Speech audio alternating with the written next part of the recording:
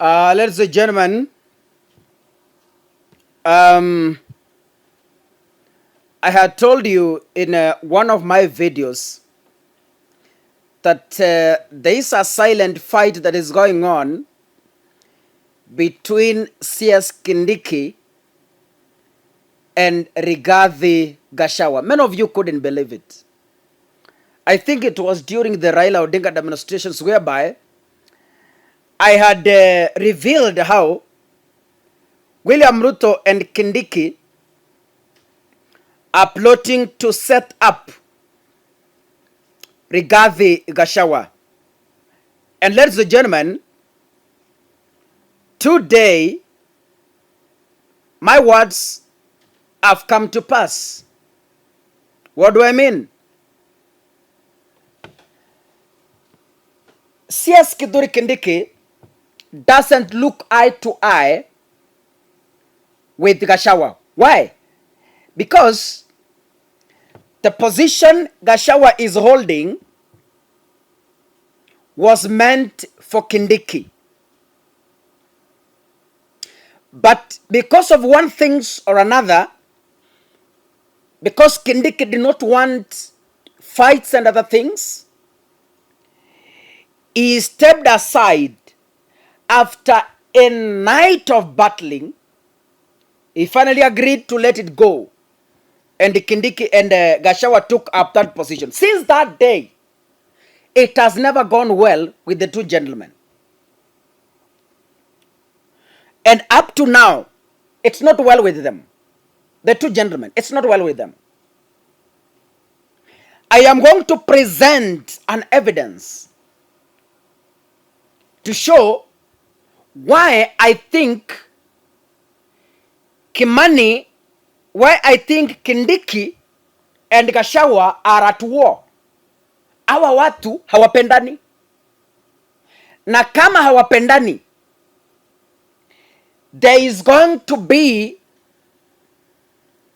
a miscommunication in disseminating government orders and critical government security information. Take this to the bank and get a loan. The reality of the matter is there is a big crack between the office of the interior and the office of the deputy president. Our majamaa, today, CS Kindiki was in parliament. And of course, I think the first CS to face parliament to answer a number of questions. I was surprised that a leader of majority in parliament from the Kenya Kwanza boldly, publicly, on television, pinned down Kindiki. In my own view, I thought that the Kenya Kwanza MPs were to find a way of defending the CS from a possible attack from the Azimio members of parliament. But I was left with questions without answers. Why Ichungwa, a member of parliament from the UDA party, a member of parliament, allied to Kenya Kwanza, can stand in parliament to pin down a CS, not the CAS, a CS from his government? It puzzled me. But then, again, a quick answer came into my mind.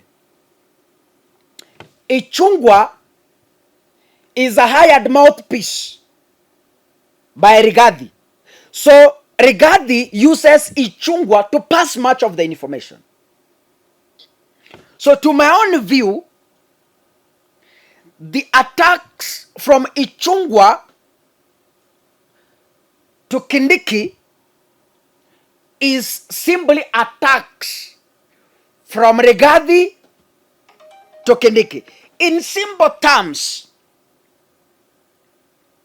Ichungwa, just like Rigathi Gachagua, is not for Kindiki. These two people don't mean well for Kindiki. That is why today Ichungwa publicly pinned, in fact, he humiliated Kindiki up to an extent of asking, are you with the president or what are you telling us in this parliament? I didn't expect this to happen. This confirms to my earlier sentiments that sio kuzuri kabisa. Tunajua Ichungwa ni mtu wa Gachagua. Gachagua na Ichungwa wanatembea namna hii. When Ichungwa speaks, tunajua Gachagua amezungumza. Yani Ichungwa ni mtu ya mkono ya Gachagua. Yeye ndio shamba boy. Yeye ndio mtu wa mkono. Wakati Rigathi anataka kufanya jambo, anatuma Ichungwa. Now, when Ichungwa is fighting Kindiki in the parliament, it tells us he was sent with clear instructions to attack. Because I know how government works. Mtu ambaye ni wenu mnamdefend, especially at such a point when Kenya is divided. So when you find a member of parliament again attacking a cabinet secretary from government, it creates an ugly scene. It creates an ugly picture to the public. Especially Kimani is a majority leader in the parliament. So I thought, because you know when you are the majority, it means other legislators, they are below you from the party you represent. Wanakuheshimu, you speak on their behalf. So when Ichungwa is directly attacking Kindiki, I take it like the members of parliament were against Kindiki in parliament. Why this? I don't know. I want to play for you and listen to what nataka usikize vile Kimani Ichungwa anazungumza in bunge. Anamuongelesha Kindiki. But Honorable Speaker, you will and the House will appreciate that part of the reasons why we wanted CSS to appear before the House is for them to answer to questions that are of concern to the people, but also to use this opportunity to expound on government policy, on what government is doing. Honorable Speaker, it has been my belief in the past, maybe something the CS will work to change that belief in me, that the personification of bureaucracy in government and the personification of liturgy in government operations resides in the Ministry of Interior.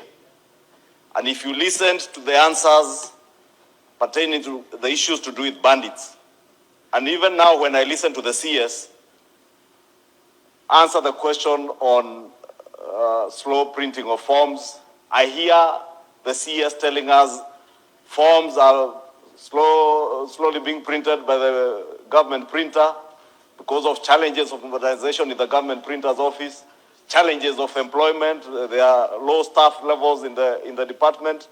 When I also listen to the president who has hired the CS, the president is talking about digitization. So I really want to know from the CS, where do you sit as a cabinet secretary in terms of implementing that policy on the digitization of government services? Because you cannot be talking about low levels of staff while we are also complaining of a huge wage bill in the public service, when the president is telling us about digitization and the CS is telling us that he's modernizing printing. Shouldn't we then be getting this B1 form in a digital format? And I can see the PS Citizen Services is seated there. The PS Citizen Services have engaged with him on a unique identifier system that seeks to capture data of newborns digitally, electronically. But now the CS is telling us about modernizing the government printer, hiring another person at the government printer who will be more efficient, leasing equipment instead of buying new equipment. CS, you must tell us, where do you sit? Are you aligned to the president's agenda to digitize, or are you not? It is that simple. Cabinet Secretary. Thank you, Mr. Speaker. Now, ladies and gentlemen, to my own view, I expected such a strong criticism to come from a member of parliament allied to the Azimio. Because in such a response from Kimani Ichungwa, it tells me that Kimani was anchored by the responses given. You know, I'm trying to reason logically why Kimani had to really pin down Kindiki. So from what you've listened, it's like Kindiki, it's like Ichungwa is rating Kindiki as incompetent. Sijui kama ulisikiza vizuri. Because talking about bureaucracy rests in the office of the interior. I don't know, the interior wants us to add more stuff when we have a wage bill to pay. So to me, in all this response, I tend to believe that Ichungwa is directly ranking Kindiki as incompetent. That is the simplest explanation I can give as far as the sentiments from Ichungwa is concerned. When he is asking the CS if whether the CS is aligned to what the president says. So it's like where Kimani Ichungwa was seated while the CS is speaking, Ichungwa was anchored to a level that he felt like he wants to spit out the anchor so that it comes out in a way that it has come. To me, I find it unnecessary to directly attack the CS who you should defend in the parliament because he comes from your government, which you ally to. So to my conclusion, I wrap up the whole issue as a fight between Kimani Ichungwa's sponsor and Kindiki. Yani is of the clear instructions that whenever you see Kindiki, pin him down as much as you want. So these are instructions that were given earlier before he came. Aliambiwa, go to parliament and find any mean to pin down this guy atuondoke. Now, when Ichungwa is ranking Kindiki as incompetent, what do you expect Azimio to do? I'm asking you so that we reason together. Wakati Ichungwa, the majority leader in parliament, is watering down Kindiki, what do you expect the people of Azimio, who Kindiki tear-gassed during demonstrations, to do? It's simple. You have told the world, you have told Kenyans that Kindiki is unfit as per you. You know, these are your own views. These are not views from Kenyans. This is your own view from government.